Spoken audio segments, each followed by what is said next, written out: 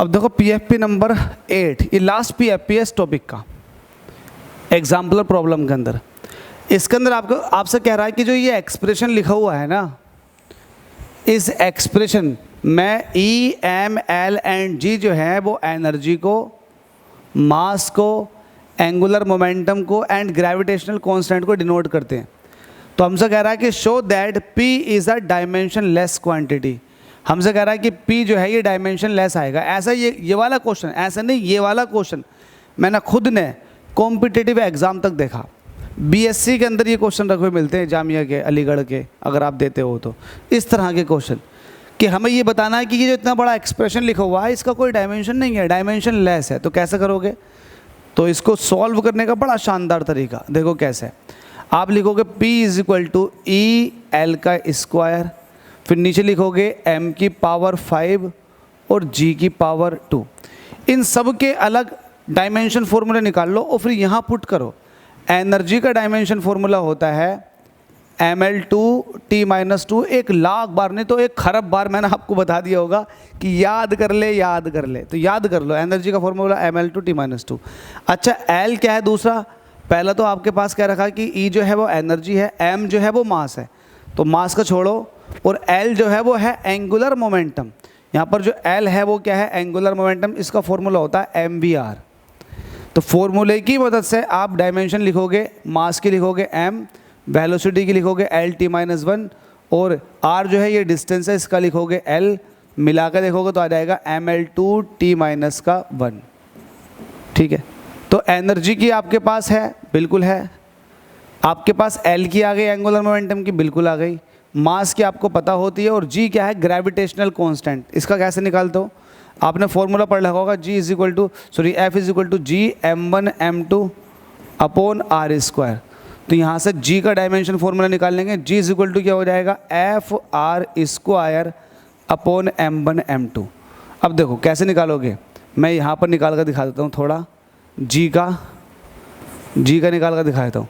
F का क्या होता है? फोर्स होता है ml-T-2। वहीं r स्क्वायर है तो मतलब लेंथ का स्क्वायर, और नीचे क्या? मास इंटू मास मतलब मास का स्क्वायर। एक मास से एक मास कट जाएगा और ये मास ऊपर जाएगा तो ये हो जाएगा m-1।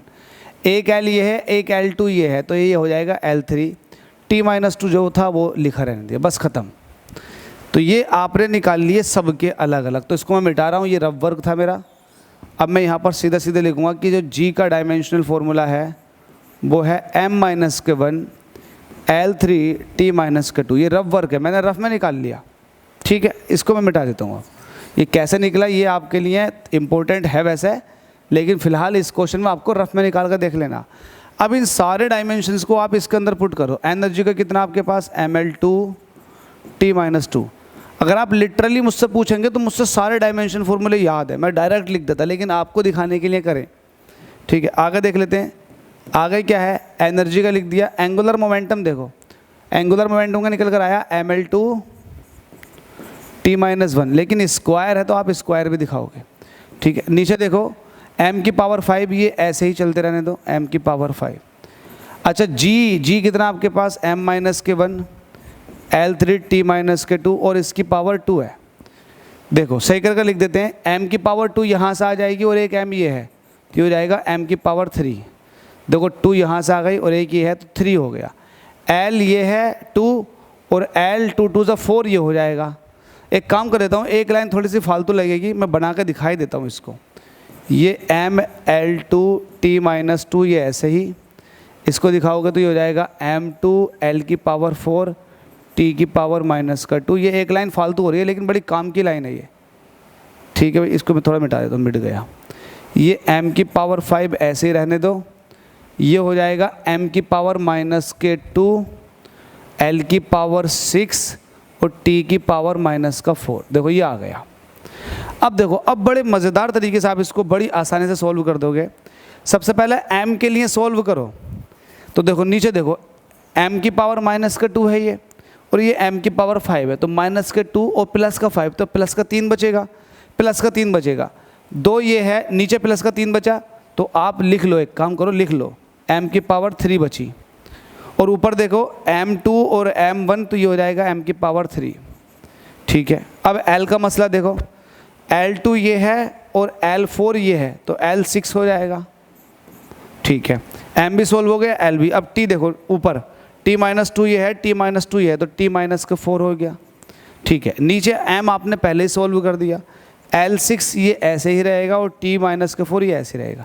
अब जरा ऊपर वाले को देखो, नीचे वाले को देखो, सेम है, तो सेम से सेम कट गया। जब सब कुछ कट गया तो कुछ नहीं बचा, M0, L0, T0।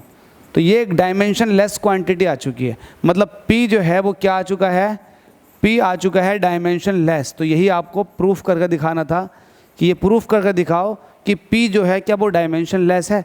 ऐसा क्वेश्चन जामिया में मेरे सामने बना था और ये पूरा एक्सप्रेशन लिखा हुआ था और मुझसे कहा गया था कि बताओ इसका डायमेंशन फॉर्मूला किसके डायमेंशन फॉर्मूले के इक्वल है।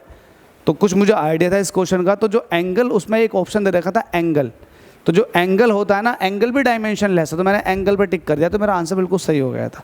तो उम्मीद करता हूँ कि आप भी अपने अंदर प्रैक्टिस करके इस तरह की कॉम्पिटिटिव स्किल डेवलप कर लोगे। Thank you so much.